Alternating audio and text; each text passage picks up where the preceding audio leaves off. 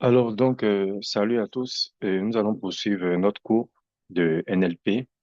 Donc pour cette fois-ci, on va commencer la seconde leçon qui, on va dire, pose les bases du machine learning ainsi que des réseaux de neurones qui seront, voilà, utilisés tout au long du cours.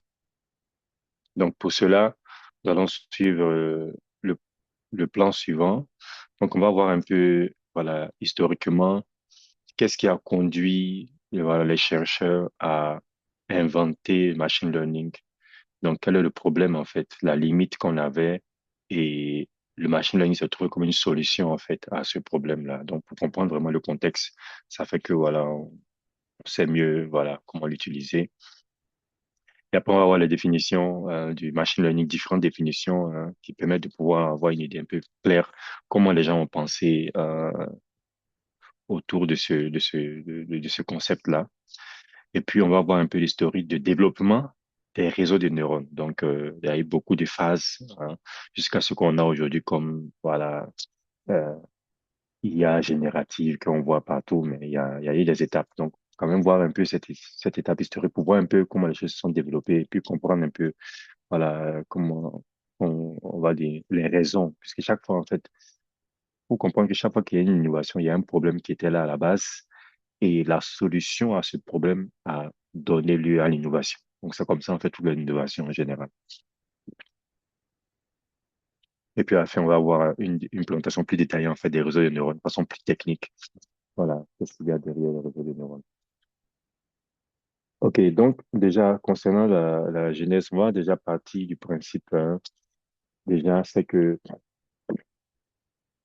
les, les chercheurs ont inventé l'ordinateur, ont fait des programmes pour pouvoir faire des tâches, ainsi de suite, tout marche bien. Et là, ici, j'ai mis l'architecture de von Neumann, hein, donc qui a fait une architecture simplifiée en fait de un ordinateur. Donc, ce qu'on a mis ici, c'est juste un programme. Hein, au milieu, c'est le programme, c'est un peu la machine. Et on a des entrées et le programme va exécuter un certain nombre de choses sur ces entrées-là pour produire un résultat. Donc, c'est ça de façon globale. Hein. Donc, quand vous avez votre note, vous avez votre clavier. Donc, un point d'entrée, c'est le clavier en fait lui-même. Donc, tout ce que tu as tapé dans le clavier, euh, ça va être la source d'entrée. Donc, par exemple, comment les caractères apparaissent sur l'écran, ça, c'est un autre programme maintenant qui va quoi? Qui va saisir les touches qui ont été qui ont été tapées sur le clavier. Et ce programme-là va faire un travail derrière. Et après, le résultat, on va voir les caractères qu'on a vu, qu'on a tapé s'afficher sur l'écran. Donc, toute tâche que vous faites sur l'ordinateur peut se présenter de cette manière-là. On a une entrée, on a un point d'entrée. Après, on a le programme qui va tourner, puis on a le résultat qui va sortir ensuite. Donc, le programme en général, c'est quelque chose d'assez très clair. Et puis, il est très formel et il est très spécifique. Ce qu'on a demandé, ce qui est spécifié, il va faire ça simplement.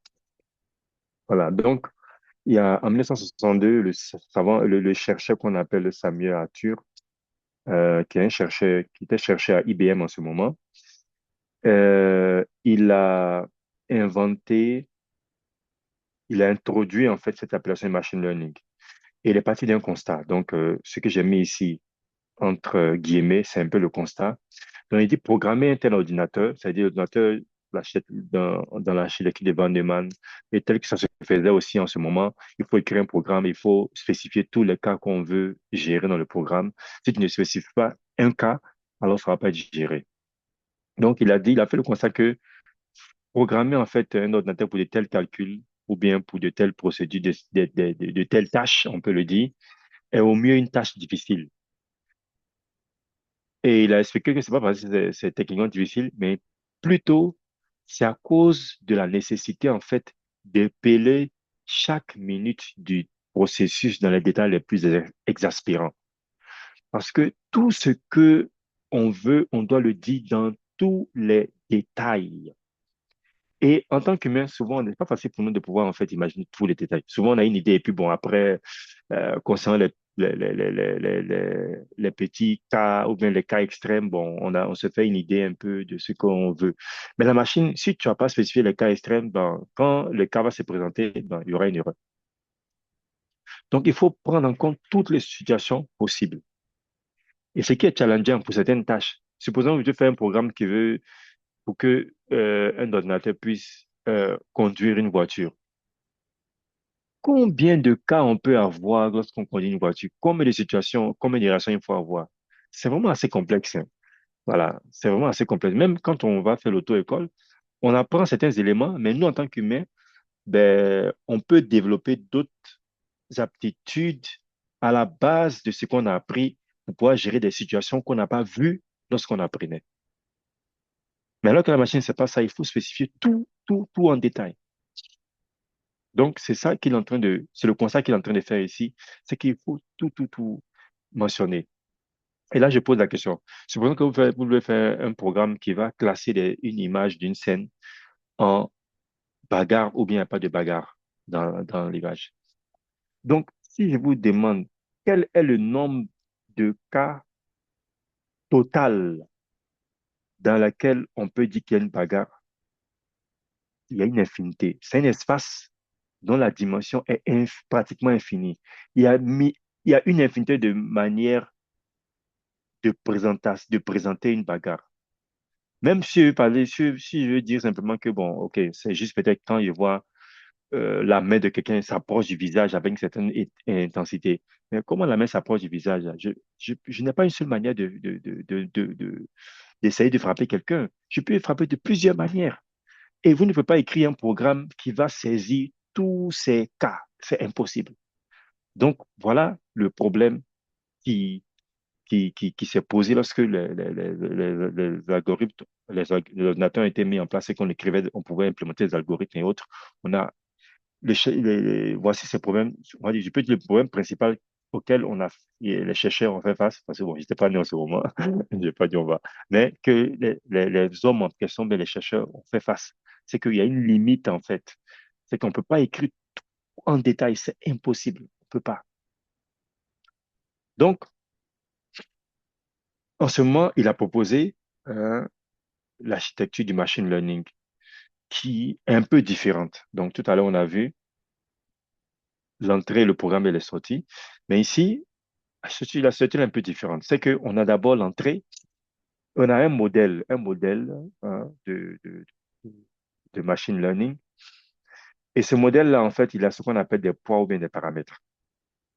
Et avec les entrées et les poids et les paramètres qui sont fournis au modèle, le modèle va produire des résultats, voilà, toujours relativement à la tâche qui doit être accomplie. Donc, euh, voilà comment as-tu fait son argumentation par rapport à ce modèle, à ce nouveau paradigme-là qu'il est en train d'introduire. Il dit, supposons que nous disposions de moyens automatiques pour tester l'efficacité de toute attribution de poids actuelle en termes de performance réelle. Donc, il y a beaucoup de choses qu'il est en train de dire ici. Puisque, comme je l'ai dit, hein, donc, faut comprendre que le modèle, avec l'entrée et les paramètres, ben, il va produire un résultat par rapport à une tâche qu'on veut. Donc, un résultat, voilà. C'est-à-dire, on veut un résultat et on espère que le modèle va produire le résultat qui correspond à nos attentes, à ce qu'on veut. Donc, il dit ici que, supposons qu'on a des moyens pour pouvoir tester automatiquement si les résultats qu'on a là, si on peut dire en un mot, sont conformes à nos attentes. Donc, c'est ce que j'ai mis ici, j'ai schématisé là. Donc, j'appelle ici sortir, en fait, nos attentes.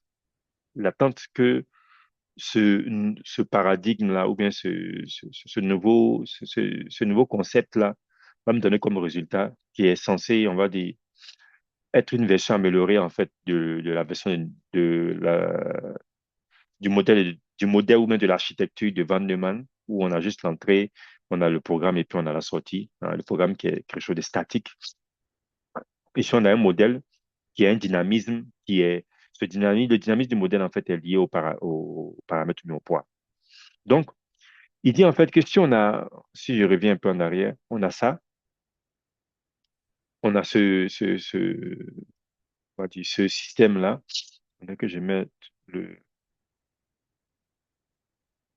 le curseur pour qu'on puisse suivre avec moi. Voilà, donc vous voyez le point rouge là.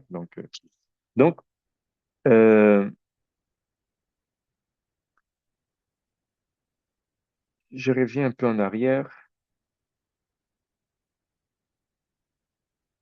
Euh,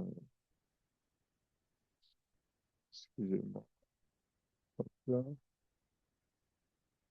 Non, qu'est-ce qui ne va pas? Non, voilà.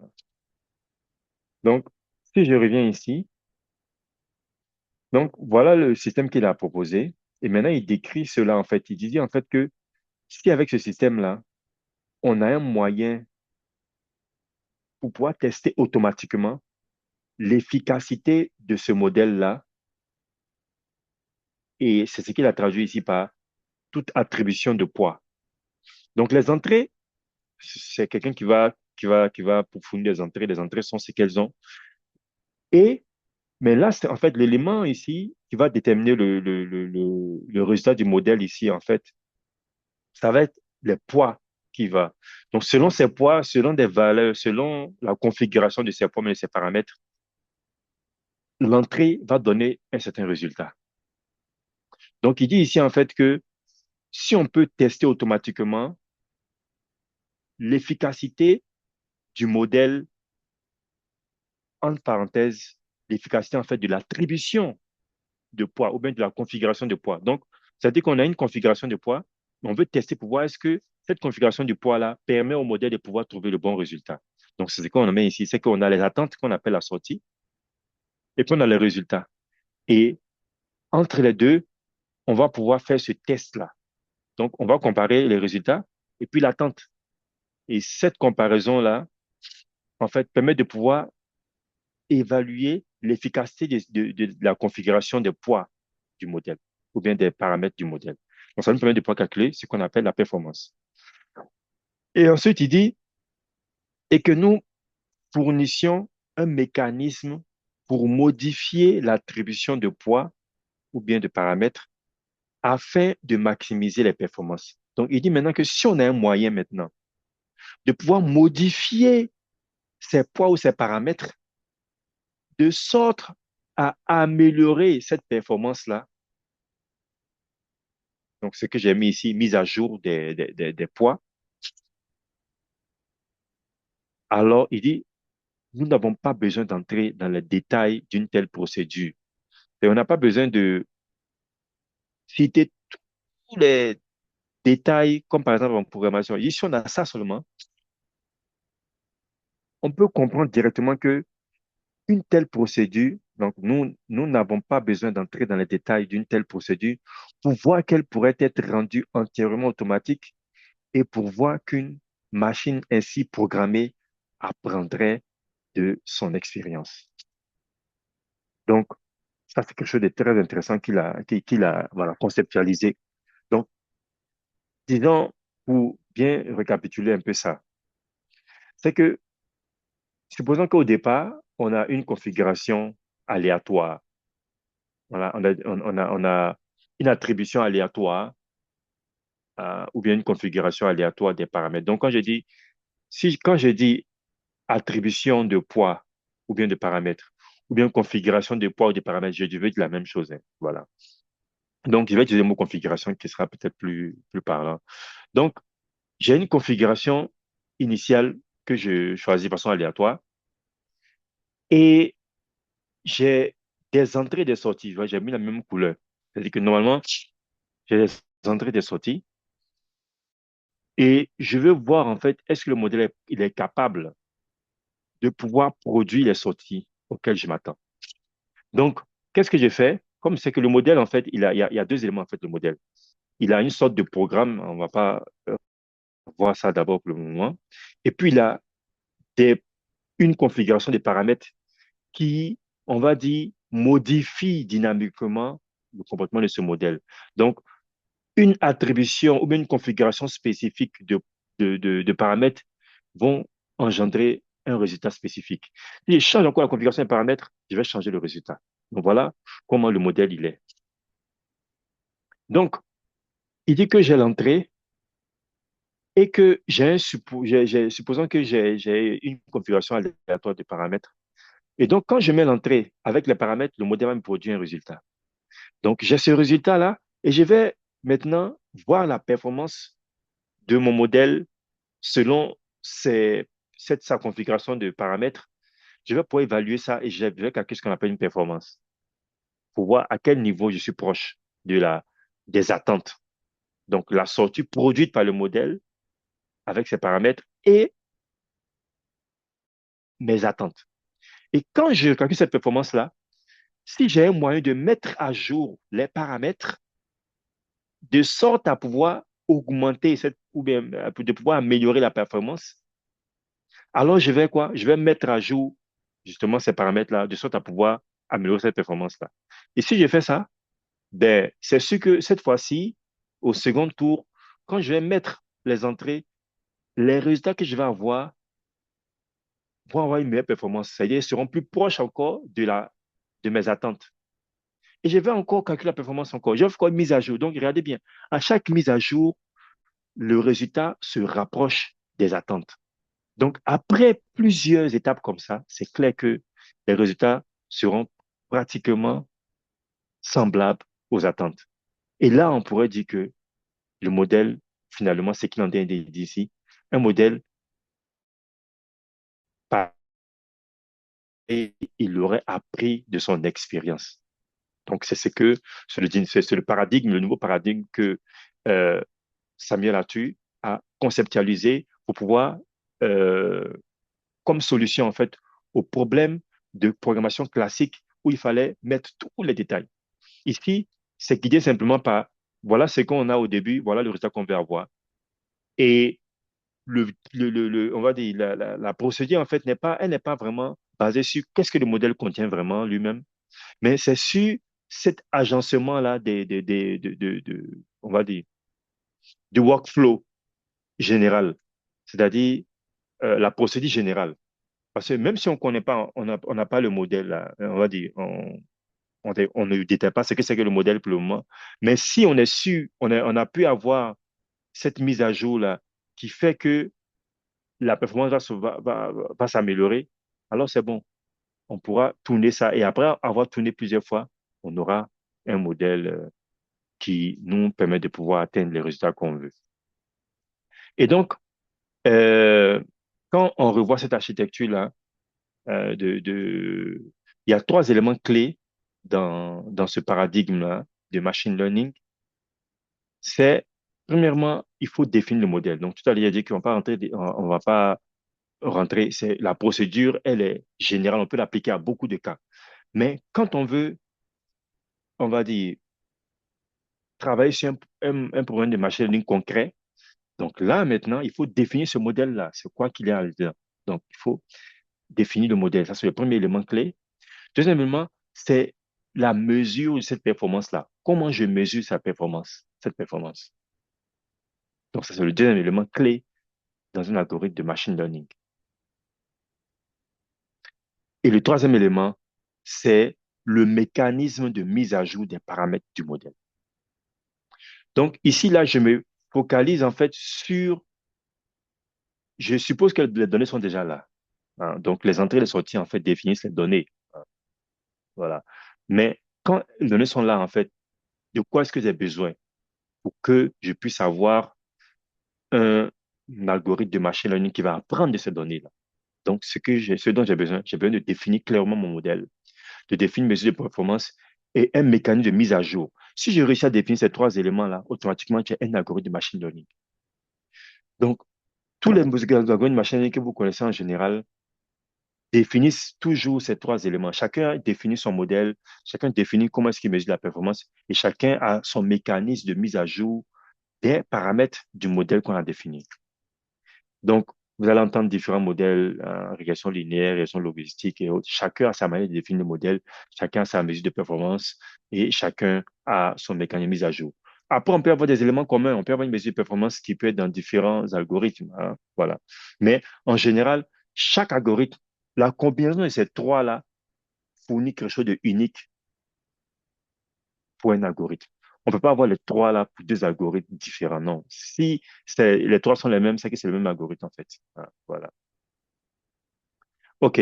Donc, quand on fait l'apprentissage, c'est-à-dire l'apprentissage consiste à faire ce cycle-là où on ne fait qu'améliorer à chaque fois, améliorer le modèle en configurant davantage hein, ces paramètres, de sorte à pouvoir trouver la bonne configuration qui donne un bon résultat ou un résultat satisfaisant. Donc, après l'apprentissage, ben, l'architecture de machine learning, en fait, devient comme celle de Van Neumann parce qu'on a juste l'entrée maintenant. On a le modèle avec ses paramètres qui ont été appris et qu'on a fixés par les valeurs apprises. Donc, on va fixer la configuration qui a été apprise, qui a donné des résultats satisfaisants.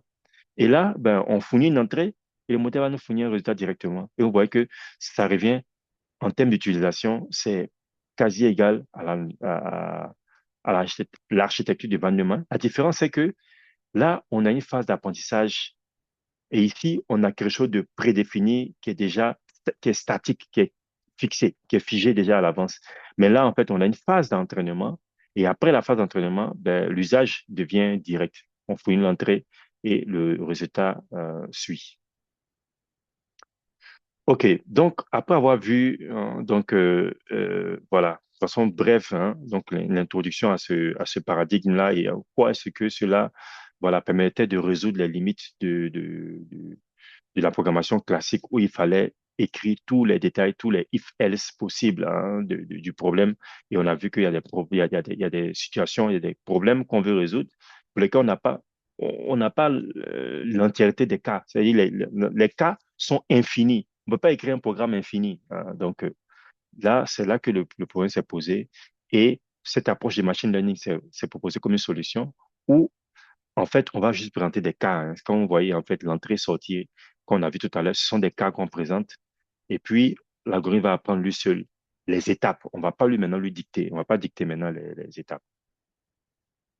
OK, donc pour les définitions du machine learning, donc on va voir une première définition qui a été donnée justement par Samuel Atu déjà. Hein. Il a dit que c'est le domaine d'études qui donne aux ordinateurs la capacité d'apprendre sans être explicitement programmé. Donc, vous voyez que c'est un peu ça hein, dans son approche hein, qu'il a fait et où il a introduit ce concept-là. C'est que écrire de façon exhaustive tous les détails, c'est pas possible en tant qu'humain. Et donc, trouver un moyen maintenant pour que on puisse permettre à un ordinateur de pouvoir faire une tâche sans pour autant qu'on lui donne tous les détails de la tâche, parce qu'on n'est pas capable, en tant qu'humain, de cerner toutes les étapes, hein, ou même de dire toutes les étapes, parce que c'est un ensemble qui est peut-être infini. Et une deuxième formule, en fait, qui a été introduite beaucoup plus tard par le chercheur professeur Tom Mitchell, qui est un professeur MIT, qui est assez intéressante, une définition que je vais dire formelle. Il dit qu'un programme informatique apprend d'une expérience E par rapport à une tâche T et une mesure de performance P si sa performance sur la tâche T mesurée par P s'améliore avec l'expérience E. Donc, très intéressant cette définition-là.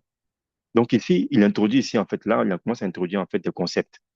Donc, il y a le concept d'expérience, il y a le concept de tâche, il y a le concept de mesure de performance. Vous voyez que c'est une petite formalisation de ce qu'on a vu un peu auparavant.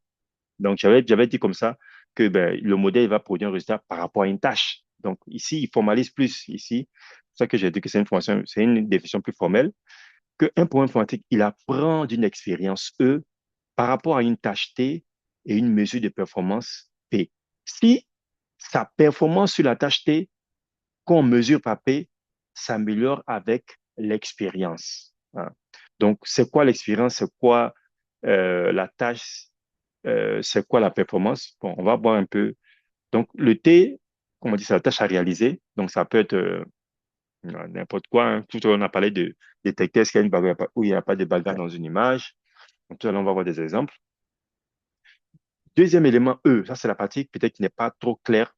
Hein. Mais c'est quoi? C'est ce qu'on appelle les expériences. Et souvent, elles sont matérialisées par quoi? Par des exemples de réalisation de la tâche T. Donc, c'est comme des exemples de réalisation, excusez-moi, de réalisation en fait de la tâche T. Donc, si euh, on prend le cas de la bagarre toujours, donc des expériences, si c'est quoi? C'est une image où on a une bagarre, une autre image encore où on a une autre bagarre, une autre image encore où on a une autre bagarre. Avec maintenant là, ça c'est concernant les bagarres. Donc, on peut avoir où on présente différentes configurations, différentes images qui présentent la bagarre. Bagarre de manière différente. Ça peut être des personnes âgées, des personnes jeunes, des personnes enfants, dans différentes situations. Ils sont sur la route, ils sont dans une salle, ils sont... Bon, voilà. Et ils bagarrent différentes personnes. Donc, beaucoup de configurations. Et pour chacun, on sait s'il y a une bagarre, il n'y a pas de bagarre. Et aussi, on a des images aussi où il y a absence de bagarre carrément. Les gens sont peut-être assis, en train de manger, les gens sont en train de marcher, les gens sont en train de parler. Voilà. Donc, chaque élément comme ça, là, l'image et le fait qu'il y ait une bagarre, ça représente une expérience. Une autre image encore, il n'y a pas de bagarre, c'est une autre expérience. Donc, ça, plusieurs fois. C'est ça qu'on appelle les expériences. Donc, vous allez voir, c'est en fait votre data. Les données sont les expériences, en fait. Et la performance, c'est ce qui mesure le succès de la réalisation de T. Donc, la performance, vraiment, elle est dépendante de la tâche elle-même. Donc, selon la tâche, on peut définir ce qu'on appelle un succès de la tâche. Et de là, on peut définir maintenant la performance qu'on mesure. Donc, c'est quelque chose qu'on va mesurer, en fait. Donc, quand on a ces trois éléments-là, alors on va dire, disons, on a une formation, on a une définition maintenant plus claire. Donc, quand il va apprendre à partir d'une expérience, donc, comme j'ai dit, ça va être des données. Hein, à travers, on a une expérience qui s'est accumulée, on a plusieurs cas qui ont été traités de la tâche qu'on veut réaliser. Donc, le programme va apprendre maintenant de cette tâche, de cette expérience-là. Et pour cela, on doit avoir une mesure de performance. Donc, l'apprentissage, en fait, si vous voyez, on a mis ici par rapport. Donc, ça veut dire que c'est dépendant même de la tâche elle-même et puis de la performance qu'on a choisie. Donc, la manière d'évaluer la performance est un élément clé. Donc, voilà pourquoi ces trois éléments clés-là doivent être vraiment bien, on va dire, définis pour pouvoir définir complètement notre algorithme de machine learning. Donc, ici, je vais donner un exemple ici. Donc, j'ai remis la définition à droite ici, hein, pour que vous voyez. Donc, je prends l'exemple ici du diagnostic de cancer de sein. Donc, voici des images, ce sont des images de biopsie. Donc, à droite, à gauche complètement, on a le cas normal. Voici l'image de biopsie, c'est normal. Après, on a le cas bénin. Donc, les choses commencent à devenir un peu anormales. Mais euh, ce n'est pas le cancer comme ici. Donc, ici, on a carcinome in situ. Donc, ça, c'est un premier stade des cancers. Et puis après, on a le carcinome invasif. Ça, c'est vraiment un stade très avancé du cancer. Donc, vous pouvez voir vraiment les cellules cancéreuses là qui se éparpillent partout, qui sont éparpillées partout. Donc, par exemple, disons, on veut, voilà, mettre en place un algorithme qui va, à partir de l'image, fournir le diagnostic. Parce que les pathologistes, ce qu'ils font quand ils finissent de faire une biopsie, voilà l'image qu'elle a, et puis ils vont analyser, et puis ils vont dire qu'il y a un cancer, il n'y a pas de cancer. Donc, c'est quoi la tâche T? Donc, on va essayer de définir. La tâche D, c'est quoi? C'est le diagnostic du cancer de sein à partir d'images de biopsie mammaire. Donc, une biopsie mammaire. Donc, c'est ça la tâche qu'on veut réaliser ici. Et ensuite, c'est quoi maintenant l'expérience? L'expérience, ça va être un ensemble, une base de données d'images de biopsie mammaire et leur diagnostic respectif. Donc, c'est pour ça qu'il y a mis T en parenthèse, c'est-à-dire une réalisation de la tâche T effectuée par des pathologistes, c'est-à-dire par des experts. Donc, une image, ah, ok, ça c'est cancer. Une image, ça c'est normal. Une image, c'est bénin. Une image, c'est une autre image encore, c'est carcinome in situ. Donc, j'ai des centaines ou bien des milliers d'images comme ça. Donc, ça constitue l'expérience. Et la performance, c'est, on peut dire par exemple, le pourcentage d'images correctement diagnostiquées. Est-ce que c'est 2 sur 3 qui ont été correctement diagnostiquées ou pas? Donc, une fois qu'on a ces trois éléments-là, ben, voilà, notre algorithme, machine learning est, est là. C'est vrai qu'on n'a pas encore défini, on n'a pas encore parlé du modèle et autres, comment on va venir là-dessus. Mais si on suppose que le modèle est déjà là et qu'on a ces trois éléments-là, ben, avec ce qu'on a vu, l'architecture de machine learning développée par Samuel Atu, ben, on voit que en faisant le cycle plusieurs fois, ben, on va finir par un modèle qui sait faire le diagnostic à partir des biopsies, à partir des images de biopsie. OK, donc on va continuer maintenant avec une autre définition qui est maintenant, là, on va maintenant entrer maintenant dans le cœur, qui est une définition beaucoup plus formelle mathématiquement, donc le formalisme mathématique du machine learning. Donc, cela a été développé par le chercheur qu'on appelle Vapnik. Hein. Donc, si vous connaissez sûrement l'algorithme des machine learning qu'on appelle SVM. Donc, c'est lui qui a inventé les SVM. Et justement, il a dit une chose assez intéressante. Il disait que lorsqu'il développait en fait la théorie ou bien le formalisme mathématique, machine learning, c'est en développement, en faisant des recherches pour développer, pour organiser ce domaine-là et le structurer mathématiquement pour avoir un bon formalisme. C'est en faisant cela il a développé en même temps les SVM. Donc, ça a été, les SVM ont été en fait un hasard. Il a voulu juste formaliser le machine learning dans une théorie bien mathématique. Et en faisant ça, ben voilà, il a découvert en même temps en parallèle les supports, les machines, les supports vecteur machine, ou bien ou bien les machines à support de vecteurs. Voilà, si on dit ça en français. Donc, ici, je vais présenter rapidement, voilà, comment est-ce que, donc, il y a un article qu'il a développé, qu'il a écrit, vous pouvez même taper sur Google, Statistical Learning, Vapnik. Hein. Il a fait un article de 8 pages où il a expliqué un peu. Ici, moi, j'essaie de, voilà, résumer un peu l'idée. Donc, il dit en fait qu'on part en fait de la présence des données. Hein. Donc, c'est ça en fait l'expérience. J'ai mis ici N données. Donc, qui note ici X1. Donc, j'ai mis X entre parenthèses en haut parce que pour faire la différence entre la puissance, c'est pas une puissance. Donc, X1, Y1 jusqu'à XN, YN. Donc, les XI, en fait, hein, c'est ce qu'on appelle les entrées qu'on a vu sur le schéma. Et les YI, que je dis appartenant à grand Y, c'est ce qu'on appelle les sorties.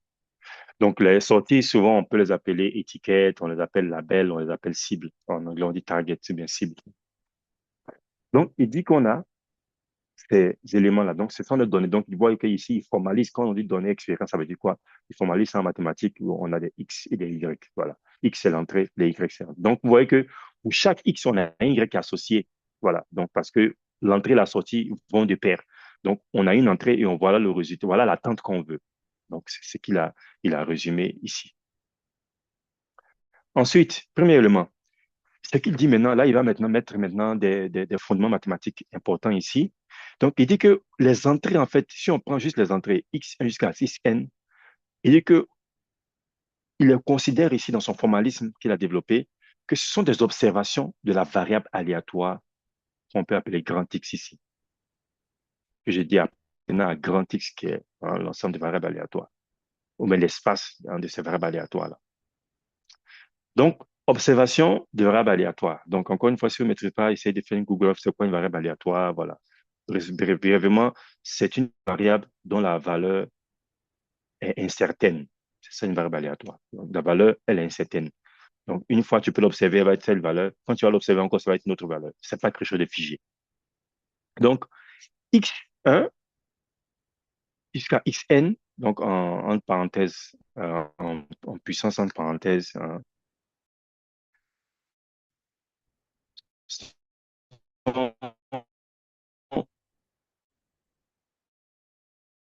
des observations d'une et indépendamment. Donc là, c'est vraiment des formalismes mathématiques, identiquement et indépendamment. Donc, quand on dit indépendant, vous comprenez en probabilité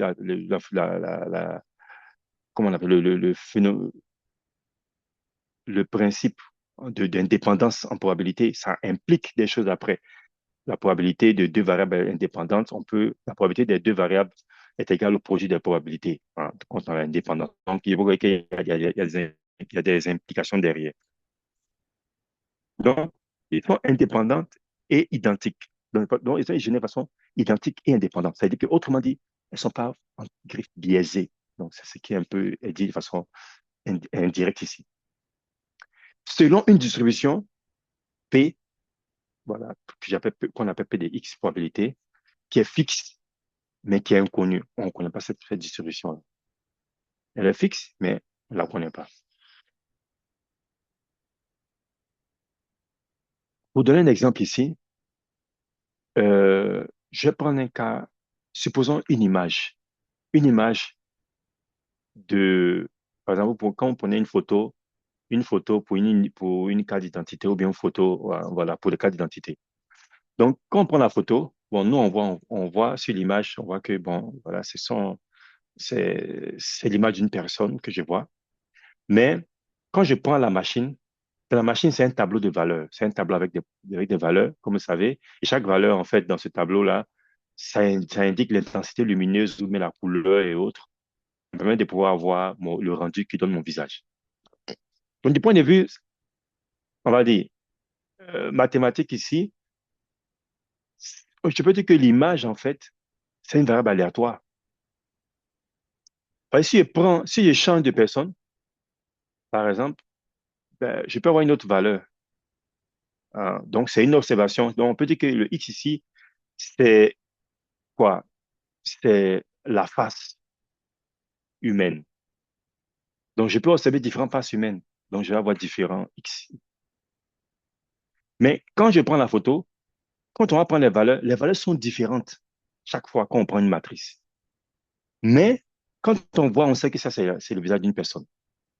Donc, les, pour pouvoir en fait aller un peu plus loin dans les variables aléatoires, donc les valeurs sont incertaines, mais derrière, il y a une sorte de loi. C'est-à-dire qu'il y a une sorte il y a un aspect général qui reste toujours. C'est que quand on voit, on sait que ça, c'est un humain. Si on met une photo de mouton, vous allez dire que ça, c'est pas un homme, ça, c'est un mouton directement. Pourquoi? C'est toujours un tableau de valeurs, parce que c'est une image. Mais c'est parce que la distribution de la probabilité est différente. Donc, on peut avoir plusieurs images, mais on sait que cette image-là vient de la, si je peux dire en griffe, de la distribution humaine, c'est-à-dire d'un homme, contrairement à une autre image de mouton qui est la distribution de moutons, on va dire bovins, mais de bovins. Donc, c'est pour cela que on dit selon une distribution P. La distribution P, en fait, c'est comme si elle, elle représente en fait l'aspect, le grand aspect. Mais la variable aléatoire, chaque fois qu'on l'observe, ben, on va avoir des valeurs différentes, hein, mais qui représentent toujours ce grand aspect-là. Donc, c'est ça, en fait, quand on dit une loi de probabilité ou une distribution de probabilité, c'est-à-dire que les valeurs, quand on va observer, elles sont incertaines parce qu'on ne peut pas dire que si on n'a pas encore vu quelqu'un, on ne peut pas prédire à l'avance comment son visage serait. Mais quand on voit, on sait que ça, c'est toujours c'est le visage d'une personne humaine.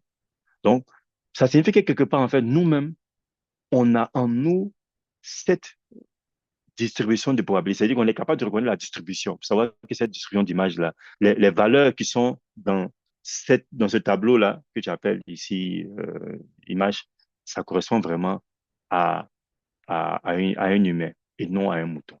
Voilà, donc ça, c'est juste, je me suis étalé un peu ici, mais c'est un peu ça. Donc, les valeurs sont incertaines elles-mêmes, mais elles sont gouvernées par un grand aspect.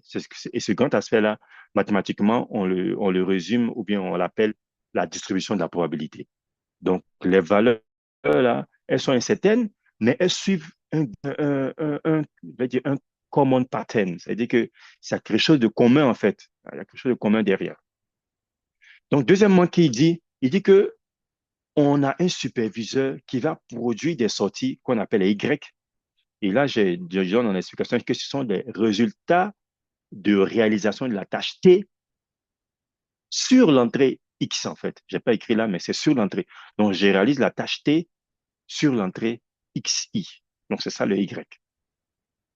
Donc, encore une fois, ces Y-là ici, en fait, sont des réponses aux entrées selon une distribution conditionnelle qu'on appelle P de Y sachant X, aussi fixe, mais qui est inconnue.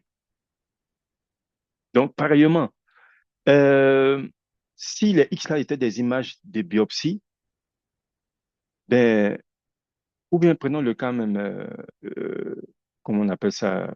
Tout à l'heure, on a parlé de quoi? J'ai parlé de humain ou pas humain. Ben, dire que cette image-là, c'est un humain, même pas ou ce n'est pas un humain, ce n'est pas, on va dire, c'est pas du pur hasard. Il y a une structure derrière, en fait, pour pouvoir attribuer le label humain ou bien pas humain. Donc, encore, c'est que cette attribution-là de label ou bien de sortie pour dire que l'image est humaine ou pas humaine, c'est gouverné par quelque chose. Et là, ici, on parle maintenant de probabilité conditionnelle Y, sachant X. Donc, sachant là, comment X est présenté, ben, le Y va avoir une valeur ou bien un résultat. Donc, c'est un peu ça ici. Quelle est la probabilité de Y sachant X?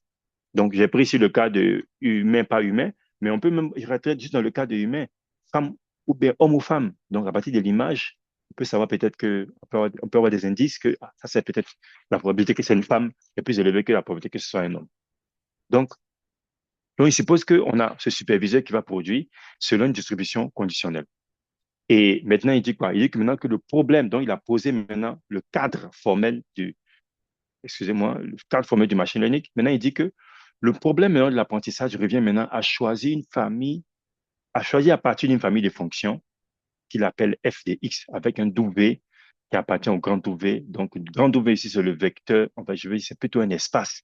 Je vais dire un espace de paramètres ou un espace de vecteurs de paramètres. Et c'est de choisir, en fait, quel est le vecteur de paramètres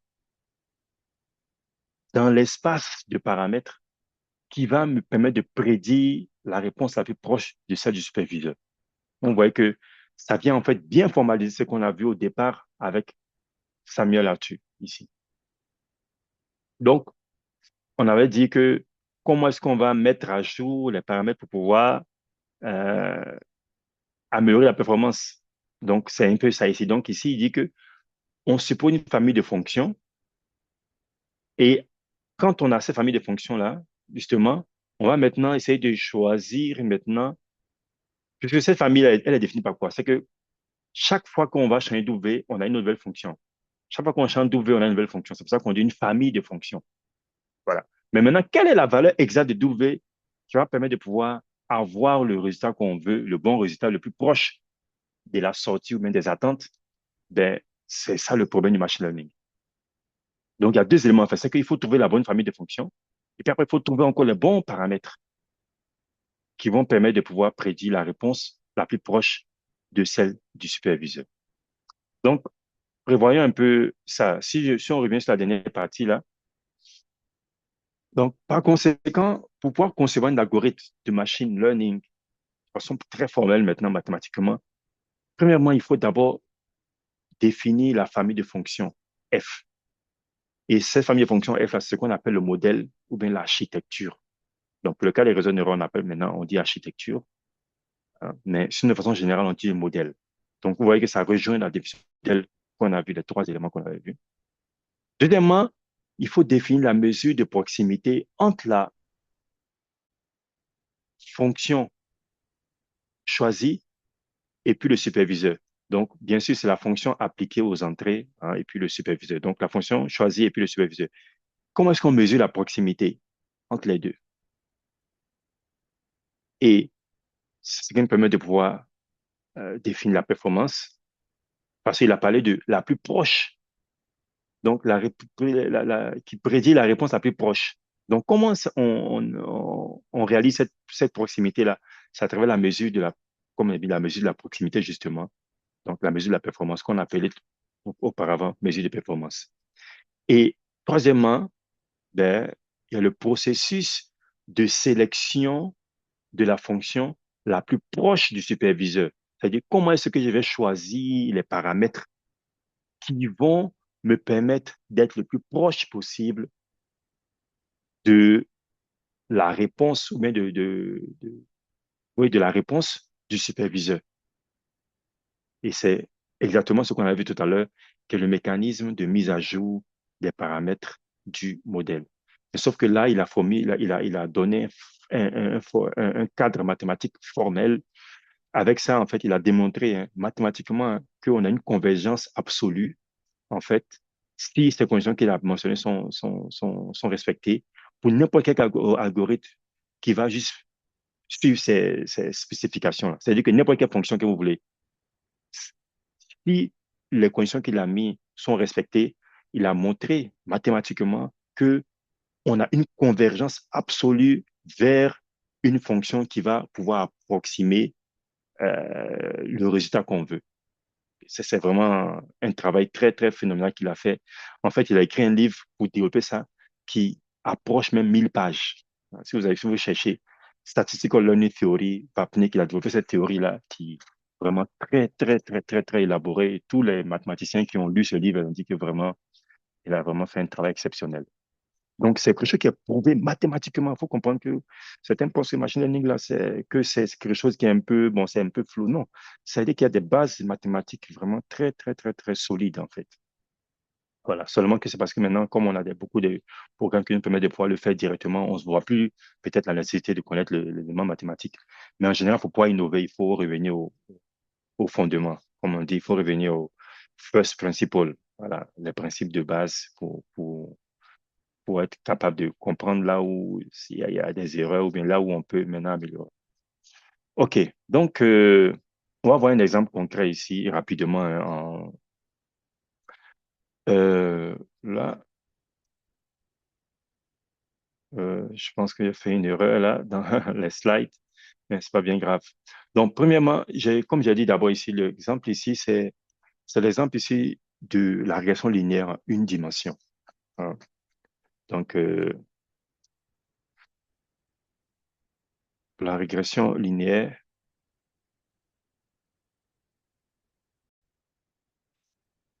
Ok, donc comme je disais, on va voir l'exemple de la, la régression linéaire, qui est un algorithme de machine learning aussi.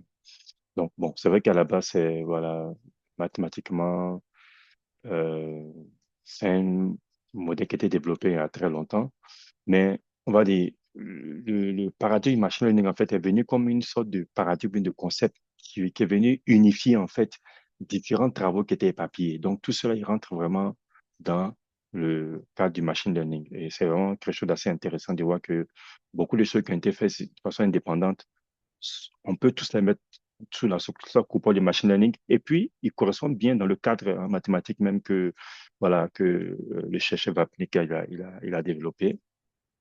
Donc, vous voyez ici, c'est une ligne, on a des points qui sont là, et trouver la droite qui va passer en minimisant l'erreur. Donc, c'est vraiment ça, euh, le cas. Donc, premièrement, définition du modèle.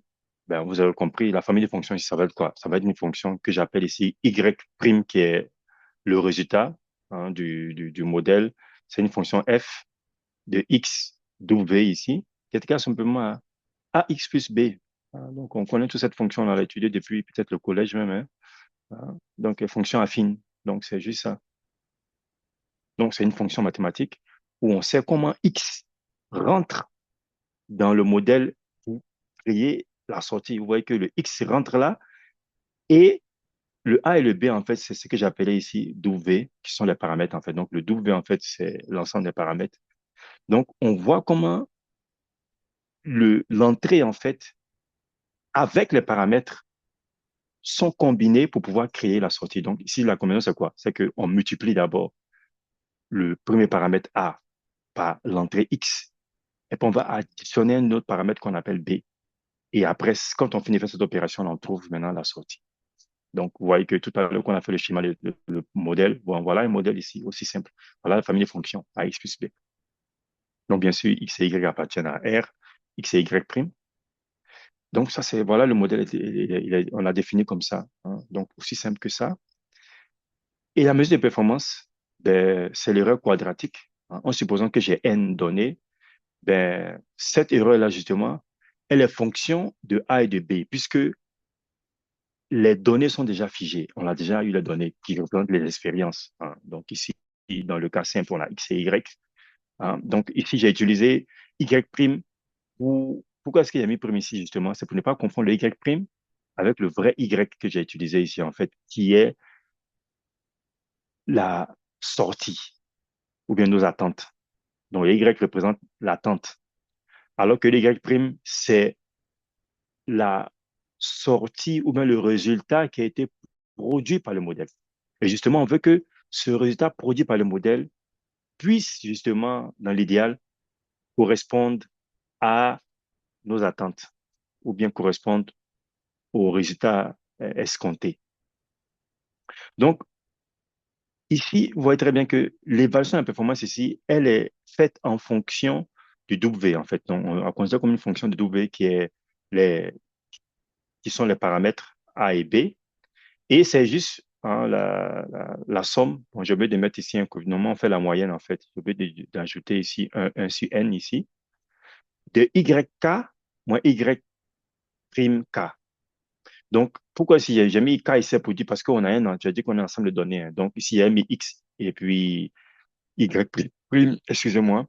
Donc, j'ai N données, en fait. Donc, N allant de 1 et K allant de 1 jusqu'à N. Donc, j'ai X1, Y1, X2, Y2, comme on a présenté dans le formalisme mathématique de Vapnik. Donc, pour chaque point, ou bien pour chaque Y de nos attentes, qui est mis YK ici, on va comparer ça avec le Y prime K qui a été produit par notre modèle. Donc, on fait la différence des deux, on va élever au carré. Donc, c'est ce qu'on appelle l'erreur quadratique. On dit erreur quadratique moyenne. Donc, j'ai pas mis le coefficient ici. Et ici, qu'est-ce que j'ai fait? Je remplace maintenant le Y' K par sa valeur, qui est le AX plus B. Donc, moins A. Donc, voilà. Donc, on met le moins sur tout ça. Donc, ça va donner le moins. Le plus ça va devenir moins. Donc, moins AXK moins B. Donc, c'est ça, en fait, qui est l'erreur ici. Donc, vous voyez que l'erreur dépend de A et B parce que le YK et le XK, en fait, sont les données qui sont figées. Donc, l'élément ici qui change ici, c'est quoi? C'est le A et le B. Et c'est pour ça qu'on dit que chaque attribution, donc, c'est comment est-ce qu'on doit modifier, justement, A pour que la performance puisse s'améliorer. Donc, la méthode, ici, je vais pas parler de la méthode, mais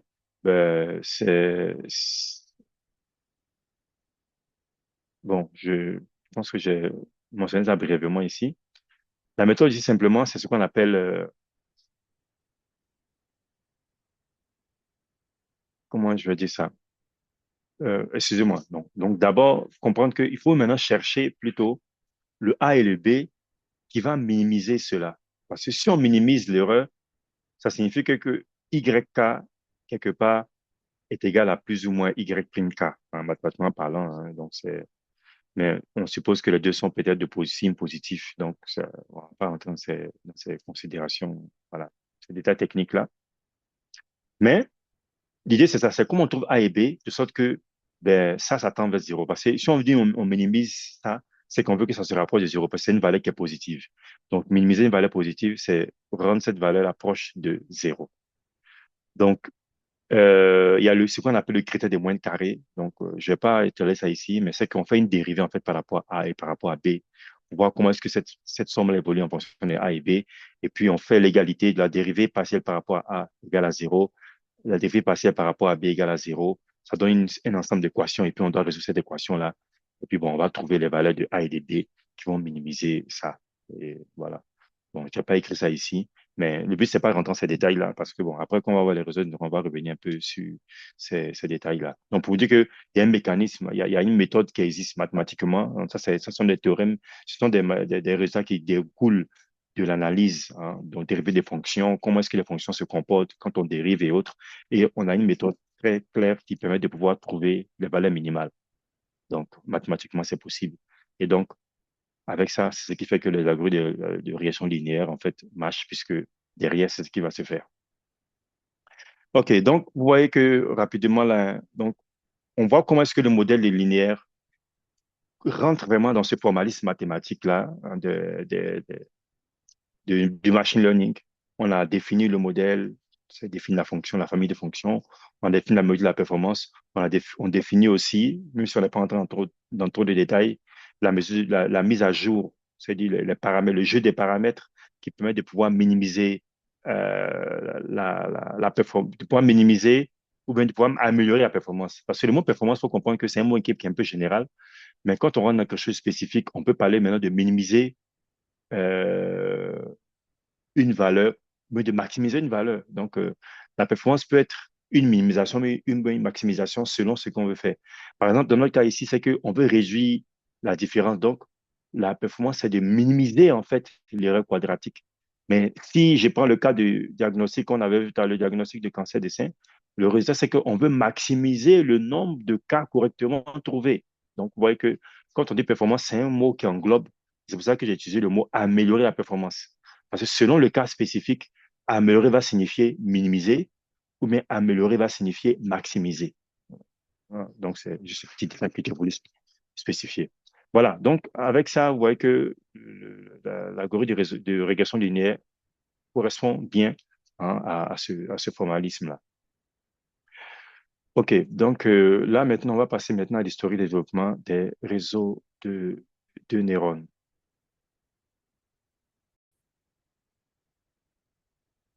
OK. Donc, comme je disais, on va voir un peu l'historique des développements en fait, des réseaux de neurones. Donc, premièrement, il faut savoir que le réseau de neurones, en fait, c'est un type de modèle, comme on l'a dit. Donc, quand on dit machine learning, les trois éléments, hein. Donc, si on suppose que les données sont déjà là, on a le modèle, la mesure de la performance et le mécanisme de mise à jour. Donc, c'est un seul modèle, en fait, ou une fonction mathématique hein, qui est derrière les réseaux de neurones. Et souvent, on le représente sous cette forme-là de graphe. C'est juste pour présenter un peu comment est-ce que, voilà, comment est-ce que les opérations sont faites. Et justement, en fait, c'est un peu basé sur euh, le cerveau, hein, comment les neurones sont agencés et comment les signaux se propagent dans le cerveau. On va voir ça un peu plus en détail hein, tout à l'heure. Mais vous voyez ici que ici c'est mis input layer, c'est-à-dire que c'est l'entrée ici, et puis on a la sortie ici, et après au milieu on a des opérations qui sont faites à chaque fois, hein. Donc on parle de couche sortie, voilà. Donc ici vous pouvez voir que l'entrée on peut avoir, par exemple, tu peux mettre ici un son de tout, quelqu'un a été toussé, comme on a vu hein, dans la première leçon de l'application Ubenwa du Nigérian. Donc le son de tout, on peut avoir un texte qui est en russe. On peut avoir une image de biopsie, hein, pour le cas, par exemple, ma mère qu'on a vu. Et puis, la sortie, ça peut être COVID, COVID par rapport au son de tout. Donc, détecter, par exemple, la COVID à partir du son de la toux. On a un texte en russe ici. Dans la sortie, on va avoir un texte en français. Donc, ça veut dire que le modèle va traduire. On peut avoir une image de biopsie ici et puis on va avoir en sortie la présence ou bien l'absence de cancer. Donc, vous voyez que cette même forme de fonction-là est capable de pouvoir gérer ces différentes modalités-là en même temps. Donc, c'est ce qui, pour moi, fait un peu la particularité de ces réseaux de neurones-là, c'est que, voilà, elles ont présenté des résultats spectaculaires dans différentes modalités, c'est différents types de données. Donc, le son, ça, c'est le son, hein, audio, on a image, on a des textes aussi, ainsi de suite. C'est vraiment une fonction qui est, je vais dire, polyvalente, qui est capable de pouvoir traiter différentes données. Donc, c'est comme ça, en fait. Ça, c'est pour juste présenter brièvement. Donc, maintenant, quand on parle de développement des réseaux, donc ça remonte à très longtemps, 1943. Donc, il y a Mac Culloch, qui est neurophysiologiste, et Walter Pitts, qui est un logicien, hein, qui développait travaillait sur la logique en ce moment. Et en fait, constater le caractère tout ou rien de l'activité nerveuse. Soit on a un signal qui se propage, soit on n'a rien qui se propage. Donc, juste ça, ça a déjà donné un indice. Et ils ont mis en place à partir de ça un modèle simplifié du neurone les réels, hein, qui va utiliser juste des multiplications, des additions et puis ce qu'on appelle un seuillage, c'est-à-dire une évaluation supérieure ou bien inférieure à une valeur. Donc, voilà ici on va dire le schéma en fait de neurones. Donc, en haut, on a un peu la représentation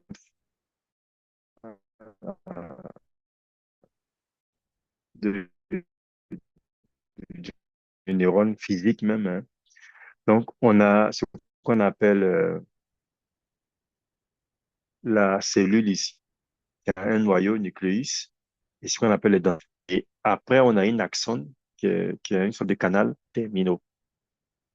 Donc, en fait, mathématiquement, comment est-ce qu'ils ont vu ça? C'est que, OK, les dendrites, en fait, sont des entrées, donc des signaux, divers signaux arrivent au niveau de la cellule qui viennent. Et au niveau de ben, la cellule, précisément le noyau, il y a un travail qui va être fait. Soit on va avoir le signal qui va continuer à travers les axones pour se propager dans d'autres neurones encore, soit on n'aura rien qui va se propager. Donc, c'est pour ça qu'on a mis c'est out.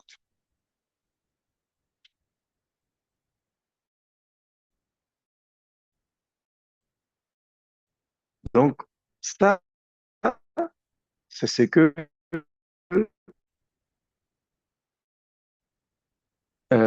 McCulloch et puis Walter Pitts ont constaté, ce petit. Et concrètement, en fait, euh,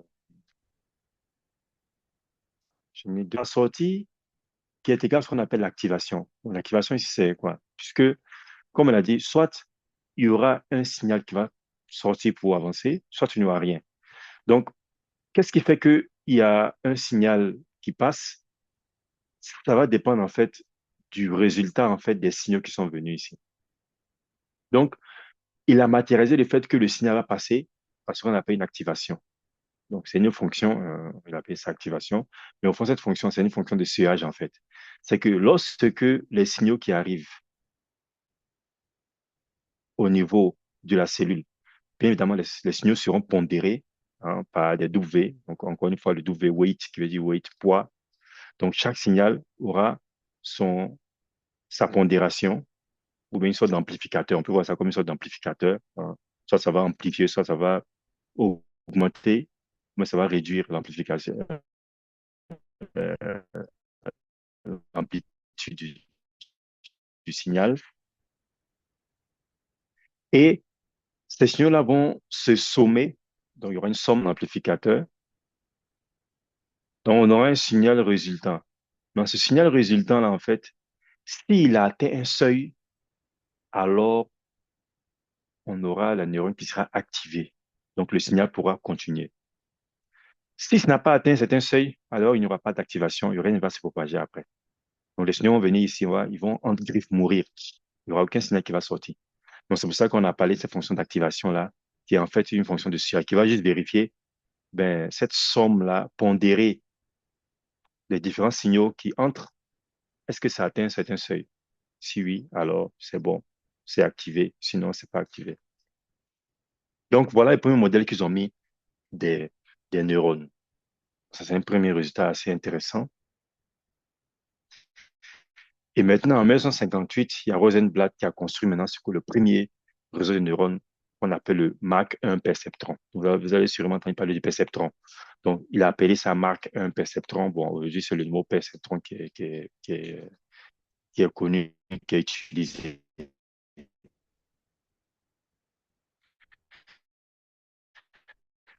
Donc, vous voyez ici euh, euh, donc c'est Rosenblatt qui est là en train de voilà, configurer. Donc, c'est vraiment quelque chose de filant hein, avec qui vont se propager. Donc, vous savez, le premier ordinateur, c'était un ordinateur qui prenait toute une salle, donc grande comme la taille. Donc, ça, c'est un réseau de neurones qui est là.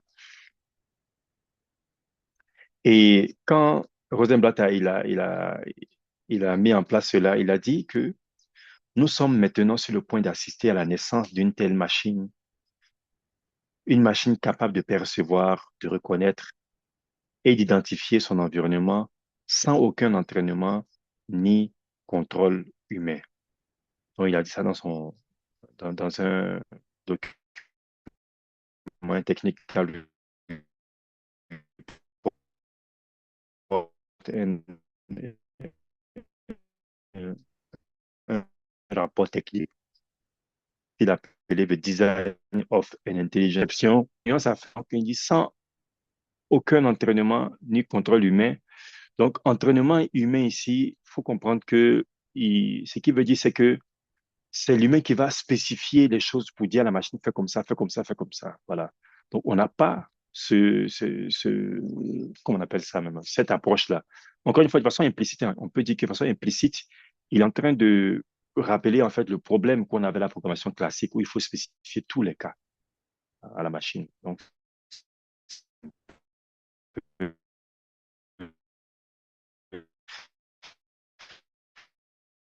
c'est je crois qu'il, voilà, l'humain qui enseigne directement en fait.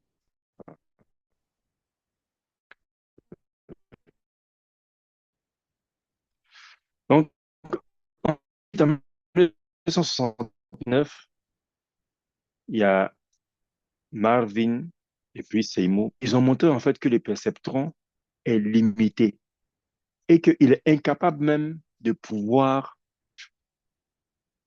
Donc, si on a des entrées binaires, vrai ou faux, et qu'on veut faire le XOR de vrai ou faux, qu'est-ce qu'on obtient en sortie?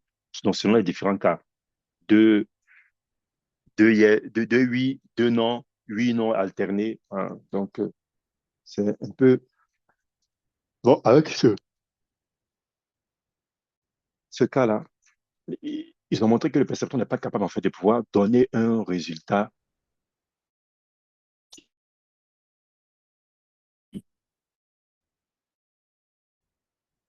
correspond vraiment au XOR. Linéaire, en fait, n'était pas capable d'être modélisé par les perceptrons.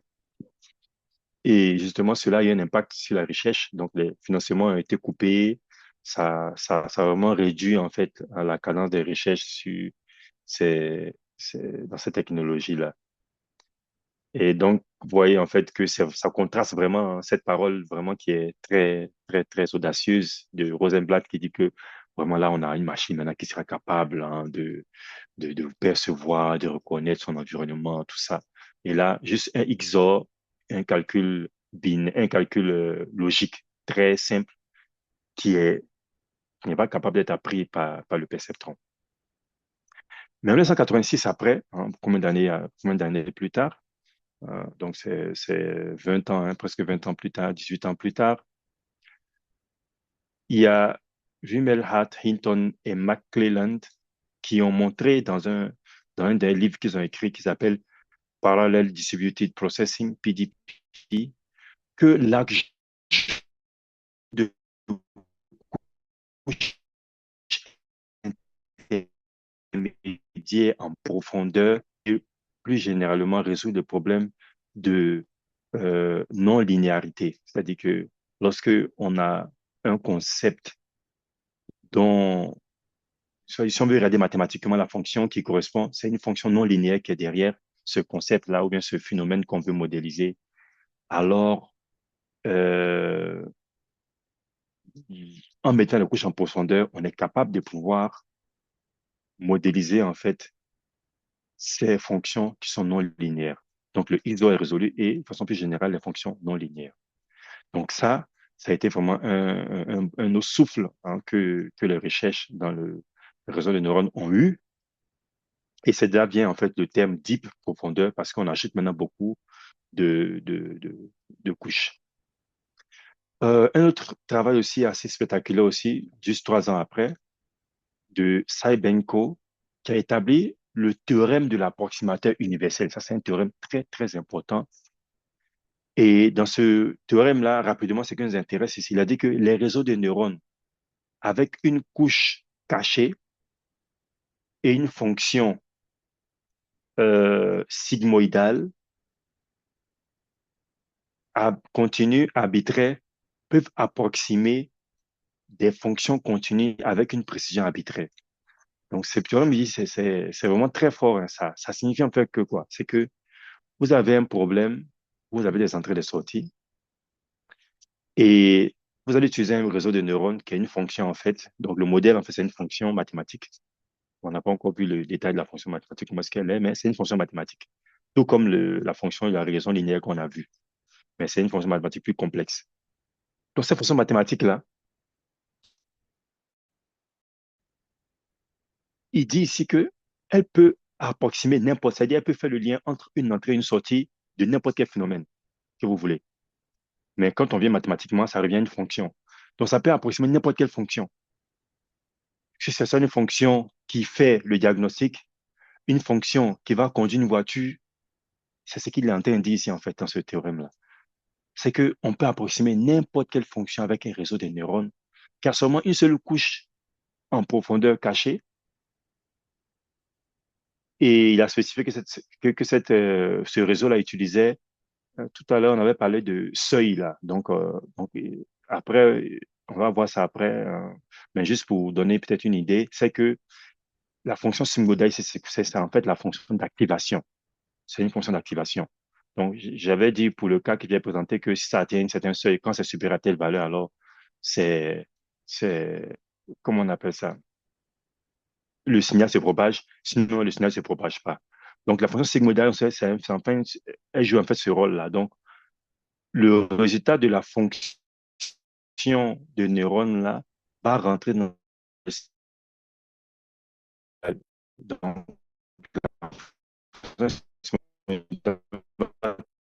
transformer en fait une autre transformation, mais le rôle d'activation. Et on va l'activation comme une fonction sigmoïdale. Alors, un réseau de neurones qui a une couche cachée peut approximer n'importe quelle fonction. Et il a dit jusqu'à même une précision arbitraire.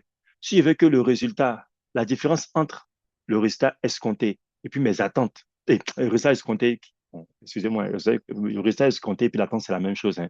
Donc, entre le résultat escompté ou bien l'attente et le résultat produit par le réseau, si vous voulez que, par exemple, on a une différence de 10 puissance moins 12, vous pouvez atteindre cette expression de 10 puissance moins 12. C'est que c'est résultat. Et ces réseaux-là, je sais, c'est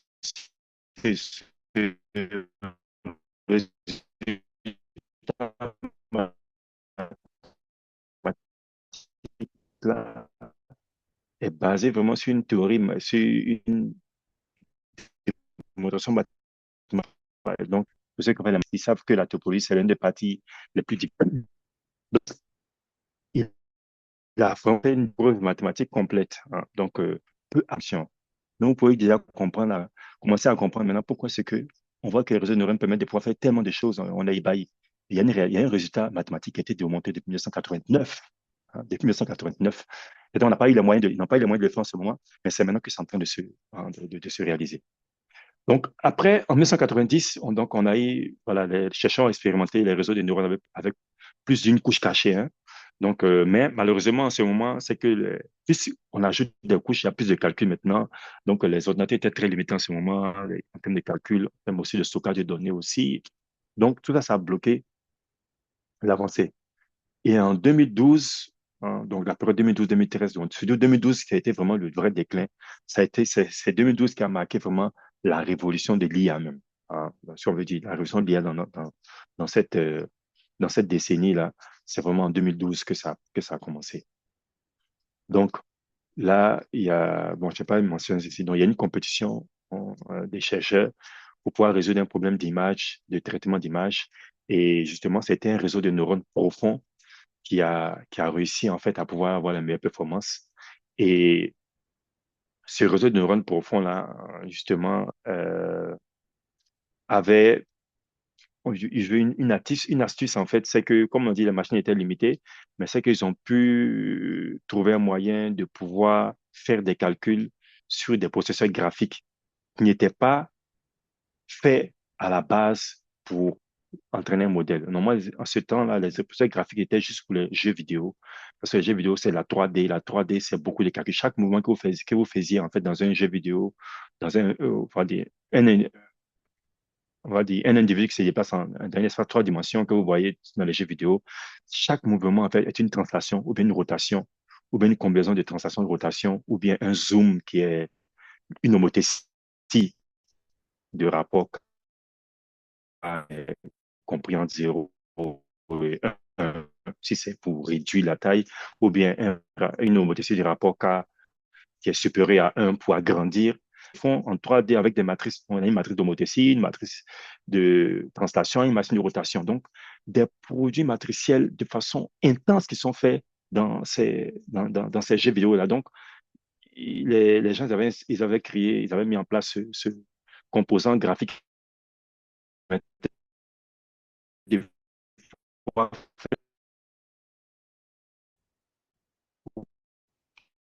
les calculs matriciels à une vitesse très rapide pour ces jeux vidéo-là. Et justement, les chefs de la compétition, et c'est après Vidia Handgriff a vu en ça une opportunité. OK, ça peut servir pour entraîner les réseaux. Les chercheurs peuvent être intéressés par ça. Et Nvidia, au lieu de se spécialiser seulement sur les jeux vidéo, ils ont fait un shift. Ils ont changé la direction marketing pour carrément mettre à disposition ces procès graphiques pour que les gens puissent pouvoir faire des calculs. Et ils ont développé des API hein, pour que les gens puissent, à travers le code, au lieu que quelqu'un puisse hacker, parce que ce qui a été fait, c'était du hackage, hein, qu'ils puissent le faire facilement. Et ils ont eu un marché, justement, ils sont les premiers leaders du monde aujourd'hui dans cela. Bon, ça c'est une petite histoire. Mais voilà, donc 2012, il y a eu voilà, ce breakthrough-là, cette percée. Et justement, là, il y a commencé à prendre maintenant, partout on a commencé à parler de l'IA. Et là, on peut voir maintenant que la parole de Rosenblatt, qu'il a dit en 1958, 40 ans, 50 ans plus tard, de reconnaître et d'identifier son environnement sans aucun entraînement ni contrôle humain. Là, on le voit maintenant hein, avec aujourd'hui, maintenant on arrive au chat GPT, hein, qui était là même au niveau des images, déjà, ça commence à devenir très intéressant, c'est qu'on a des algorithmes qui peuvent décrire carrément tout ce qu'il y a dans une image, peut dire, bon, dans cette image, on a ça, ça, ça, ça, et puis faire un diagnostic, faire beaucoup de choses. Justement, euh, l'un des raisons, c'était le fait que les gens ont commencé à mettre en hein, donc la machine, là, si on peut prendre, on peut dire que la voiture autopilote rentre bien dans cette parole de Rosenblatt, une machine capable de percevoir et reconnaître et identifier son environnement sans aucun entraînement. Donc la voiture maintenant elle peut percevoir l'environnement et puis pouvoir naviguer dans l'environnement pour pouvoir conduire un chauffeur d'un point A vers un point B. Donc, ensuite, de 2016 à 2022, donc, il y a eu maintenant un breakthrough dans le domaine du NLP, de Nature Processing, avec l'introduction, surtout en 2017, de ce qu'on appelle le modèle Transformer, et qui sont des modèles profonds dont jamais c'est plus du coup.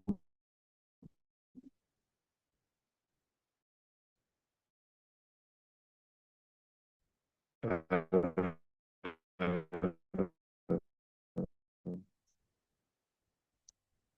excusez, je pense qu'il y a un typo ici. Donc, c'est juste que c'est un modèle Transformer, voilà, donc, ce qui est là, cette partie-là. Donc, c'est surtout qu'on a eu des transformers, les réseaux transformers ont apparu. Donc, les chercheurs ont développé les réseaux transformers qui ont justement le nom aussi un peu intéressant, c'est que ça transformait vraiment le domaine. Et il y a eu vraiment des résultats. Les GPD ont commencé à apparaître. Et en 2023, vraiment, c'est là que le ChatGPT a vraiment fait un boom hein, dans le NLP avec cette capacité de pouvoir mener un dialogue avec, comme un humain. Donc, on parle maintenant des agents conversationnels multimodaux. Donc, multimodaux, ça veut dire que maintenant même, ils comprennent des images, ils comprennent le son, ils comprennent une vidéo. Ils sont capables de pouvoir exécuter des tâches complexes. Donc, on va dire, les personnes ne font que se suivre. Donc voilà, grosso modo, je sais plus résumer ainsi, hein, donc petit historique de développement des réseaux de neurones. Vous voyez que là, on est quitté au début, depuis l'analyse du cerveau formalisée mathématiquement, comment est-ce que les signaux se propagent dans le cerveau, jusqu'à avoir le perceptron. Et après le perceptron, il y a eu des soucis, hein, et d'autres ont pu montrer comment est-ce qu'on peut résoudre ces problèmes-là et au fur et à mesure. Et là, on est arrivé à cette ère-là maintenant qui est vraiment l'IA. L'IA est partout maintenant.